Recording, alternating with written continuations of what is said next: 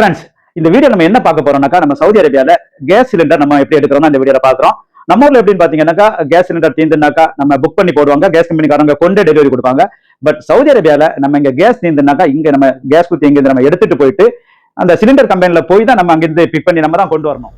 காலி சிலிண்டரை நம்ம தூக்கிட்டு போகிறதுக்கு கொஞ்சம் ஈஸியாக தான் இருக்கும். ஏதோ ஊர்லேருந்து நம்ம ஃப்ரீ கேஸுங்க எடுத்துகிட்டு சவுதி அரேபியாவுக்கு வந்தது போல தான் இருக்கும். பட் நம்ம ரிட்டன் கேஸ் ஃபில் பண்ணிவிட்டு ரிட்டன் கொண்டு வரும்போது கொஞ்சம் கஷ்டமாக இருக்கும். தனியாக தூக்கிட்டு வரதுக்கு கொஞ்சம் கஷ்டமாக இருக்கும். 2 பேர் இருந்தாங்கன்னா கொஞ்சம் ஈஸியாக தூக்கிட்டு வரலாம்.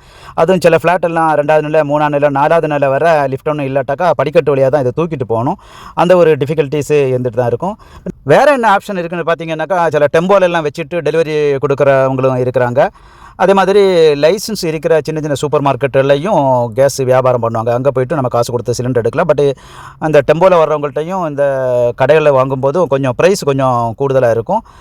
பின்ன கேஸ் சிலிண்டர் எடுக்கிறதுக்கு இங்கே சிலிண்டர் லிமிட் எதுவுமே கிடையாது. நம்ம எத்தனை சிலிண்டர் கொண்டு போகிறோமோ அவ்வளோ சிலிண்டர் நம்ம எடுத்துகிட்டு வரலாம். நம்ம ஒரு 3 சிலிண்டரில் ஒரு 4 சிலிண்டர் கொண்டு போனாக்கா அங்கேருந்து ஒரு 4 சிலிண்டரு நம்ம எம்டி 4 கொண்டு போனாக்கா ஒரு ஃபில் பண்ணி 4 எடுத்துகிட்டு வரலாம்.